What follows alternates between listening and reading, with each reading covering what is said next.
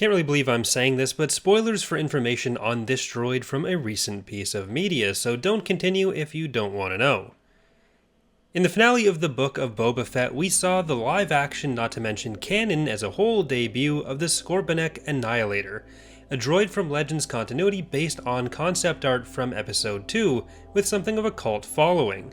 As you may be able to tell from the shape of the droid and the design of its cannons in particular, the Scorpenek Annihilator is made by the same manufacturers as the Droideka, the creation nest of Kala 4, the home of the Colicoids, a droid manufacturing insectoid species who sided with the CIS during the Clone Wars, much like the Geonosian nest did. As we see from Episode 1, the links between many of these separatist groups in the production of many of these droid models stretches further back than the Clone Wars. The Legends novel Darth Plagueis, which obviously won't apply directly to the Book of Boba Fett, covers the recruitment of the Colicoid nest to the early phases of the Separatist cause by Higo Damask, the public persona of Darth Plagueis, and led to the expanded production by Colicoids of the battle droid models including the Droideka for other future Separatist groups like the Trade Federation. On top of their production of the Droideka and Scorpenek, the Colicoids were responsible for the creation of the droid Tri-Fighter, something called an Enforcer, which was used in the training of Darth Maul, and an even larger repulsor lift-based weapons platform which could emit seismic waves to force away enemy vehicles and soldiers called the Protodeca. Both the Droideka and Scorpenek were heavily feared for good reason. After all, our first introduction to the Droideka is two highly skilled Jedi running away using force speed from them, with a lot of their danger coming not just from the powerful weapons, but also powerful shields that are able to protect them from a lot of attacks.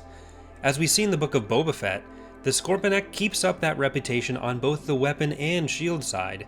Equipped with both particle and energy shields, the Scorpenek was able to repulse both physical and energy weapon blows, and with its two powerful dual rapid-fire lasers, the Scorpenek was a massive threat to both vehicles and infantry, though something must have been wrong with the targeting computers on the ones owned by the Pike Syndicate. There was the possibility of making them even more mobile by having them move by rolling quickly through a battlefield like the Droideka, but the Colicoids skipped out on this design feature as they felt it would be making a mockery of their own biology. These capabilities, while making for some fearsome combatants capable of operating independently with their own AI, rendered the Scorpenek prohibitively expensive. Very few were available throughout the galaxy for Separatist use. The biggest concentration of them was on Kala 4 itself, where there were fewer than 100, and factories only activated to replace lost droids. During the Clone Wars, the Republic mounted an assault on the planet to destroy the shielded droid production there. 4 platoons of clones advanced on that factory only to have their wall cover shredded by a single Scorpenek, which then managed to wipe out the vast majority of those soldiers. Going by the numbers in the Essential Guide to Warfare, this would have been about 148 clone troopers fought off by a single Scorpenek. One Scorpenek was also said to be capable of wiping out up to a dozen ATTEs alone, though I would personally potentially chalk that up to some public relations spin, even if it doesn't seem that far off.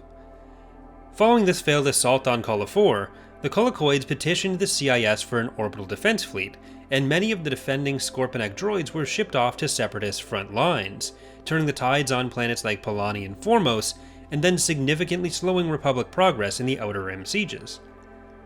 When the war ended and the shutdown code was issued, the Scorpenek joined their smaller partners in sleep mode, but Palpatine took a particular interest in it, sending several instances to the deep core world of Biss for further study, and presumably contributing to tech used by the Reborn Emperor's plethora of battle droids 3 decades later. This fate wasn't shared by all of the Scorpeneks, though.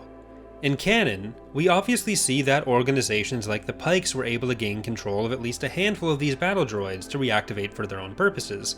It is not surprising that in a galaxy littered with billions upon billions of deactivated droids, many of them would make their way into private hands. The Pikes obviously have vast resources, so tracking down and acquiring some of the more powerful ones are definitely within their means. In Legends, we get a few more examples of them being put to work for private causes, in some instances even adding maneuvering thrusters to deploy them as space-based turrets. On junker planets like Ord Mantell and Raxus, Scorpeneks were even sometimes modified to remove their cannons and replace them with welders or pincers to assist in breaking down scrapped capital ships. Some of these modifications kept the lasers but turned them into massive, self-protecting cargo haulers. That's going to do it for now. I really enjoyed seeing these things in live action, so hopefully you enjoyed getting some background information on them as well. They've been in concept art or in kind of background source books for so long, it's really cool to see them in live action especially. Thanks for watching, and I hope to see you next time.